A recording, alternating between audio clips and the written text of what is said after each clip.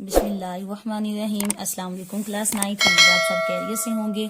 आज हम लोग 9th क्लास की मैथ की एक्सरसाइज 1.6 के क्वेश्चन नंबर 1 के पार्ट 5 को सोल्व करेंगे। फर्स्ट 4 पार्ट का लिंक डिस्क्रिप्शन में मौजूद है, आप लोग वहां से देख सकते हैं। पार्ट 5 को भी हम लोग दोनों मेथड्स, इन्वर्जन मेथड्स और ग्रामर रूल से सोल्व करेंगे। तो चलिए अब हम लोग अपने क्वेश्चन की जानिब चलते हैं। सबसे पहले हम इस पार्ट को इन्वर्जन मेथड से सोल्व करेंगे। इन्वर्जन मेथड में हमारे पास एक्स वाई की वैल्यूज फाइंड आउट करने के लिए जो फॉर्मूला होता है वो होता है X is equal to A inverse into B.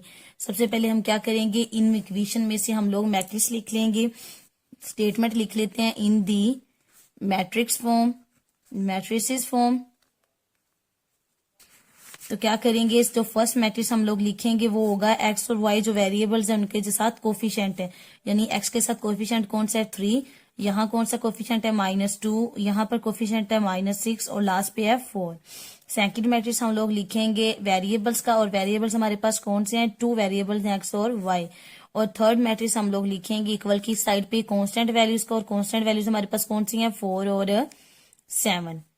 अब हम लोग सपोज करेंगे, अब लेट करेंगे ए इज इक्वल टू जो कोफिशिएंट का मैट्रिक्स है वो ए की इक्वल है 3, -2, -6 और 4।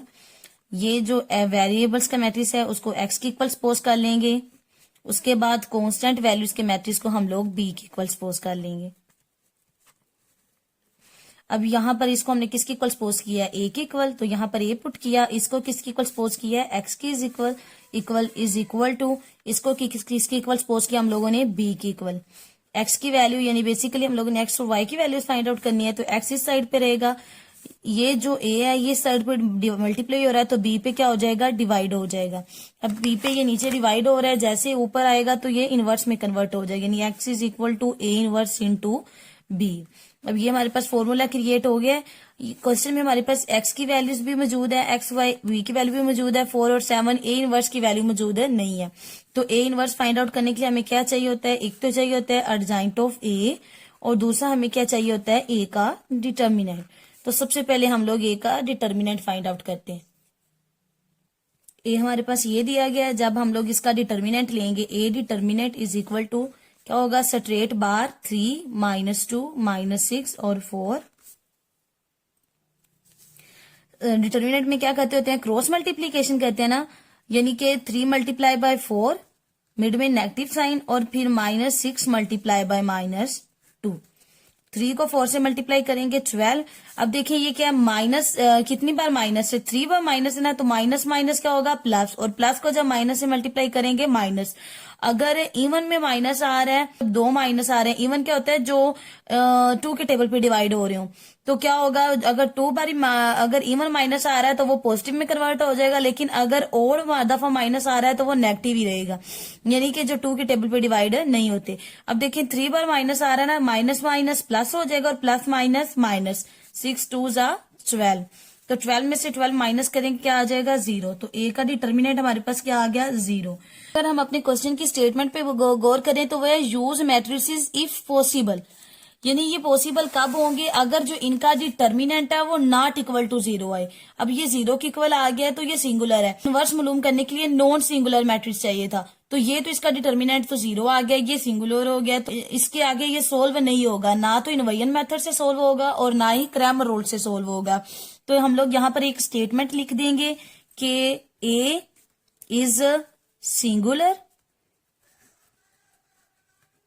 जो हमारे पास ए मैट्रिक्स है लिख दें भी, a matrix is singular, a matrix is singular, therefore solution is not possible, is not possible।